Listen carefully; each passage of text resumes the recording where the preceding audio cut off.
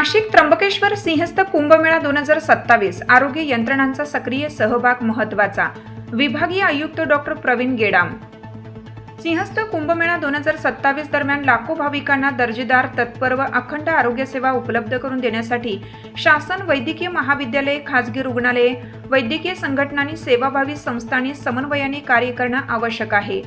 कुंभमेळ्याच्या दृष्टीने उभारण्यात येणाऱ्या आरोग्य पायाभूत सुविधांचा प्रभावी वापर होण्यासाठी सर्व संबंधित घटकांचा सक्रिय सहभाग महत्त्वाचा आहे, असे प्रतिपादन नाशिक त्र्यंबकेश्वर कुंभमेळा विकास प्राधिकरणाचे अध्यक्ष तथा विभागीय आयुक्त डॉक्टर प्रवीण गेडाम यांनी केलं। जिल्हाधिकारी कार्यालयात सिंहस्थ कुंभमेळा 2027च्या अनुषंगाने आरोग्य यंत्रणांच्या आढावा बैठकीत विभागीय आयुक्त डॉक्टर गेडाम बोलत होते। यावेळी प्राधिकरणाचे आयुक्त शेखर सिंह, जिल्हाधिकारी आयुष प्रसाद, जिल्हा शल्य चिकित्सक डॉक्टर सतीश शिंपी, आरोग्य सेवा उपसंचालक डॉक्टर कपिल आहेर, MPGIMER वैद्यकीय महाविद्यालयाचे अधिष्ठाता डॉक्टर व्यंकट गीते, SMBT महाविद्यालयाच्या अधिष्ठाता डॉक्टर मीनल मोहगावकर, IMAच्या सचिव डॉक्टर मनीषा जगताप, महानगरपालिकेचे वित्त अधिकारी संजय बैरागी यांच्यासह जिल्ह्यातील वैद्यकीय तज्ज्ञ, रुग्णालयाचे प्रतिनिधी आणि संबंधित अधिकारी उपस्थित होते।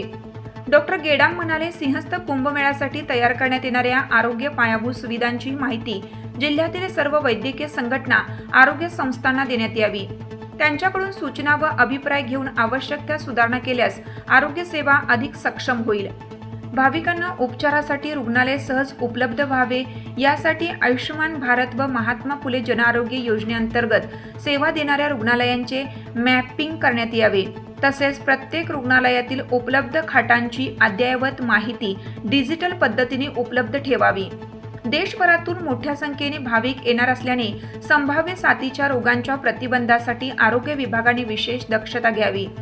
आपत्कालीन परिस्थिती हाताळण्यासाठी आरोग्य कर्मचाऱ्यांना विशेष प्रशिक्षण देण्यात यावं।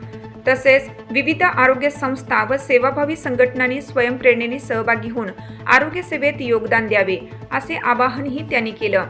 यावेळी सिंहस्थ कुंभमेळा विकास प्राधिकरणाचे आयुक्त शेखर सिंह यांनी पर्वणीच्या काळात ग्रामीण व शहरी भागातील स्थानिक नागरिकांनाही वेळेवर आरोग्य सेवा मिळेल यासाठी काटेकोर नियोजन करण्याच्या सूचना दिल्या।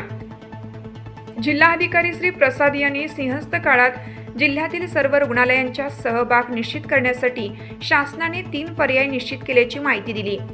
पहिल्या पर्यायात सार्वजनिक आरोग्य सुविधा शासनाकडून उपलब्ध करून देण्यात येतील, तर संबंधित रुग्णालयांकडून मनुष्यबळ, औषधे व सेवा पुरवण्यात येतील। दुसऱ्या पर्यायात खासगी रुग्णालये त्यांच्या स्वतःच्या ठिकाणी भाविकांना सेवा देतील।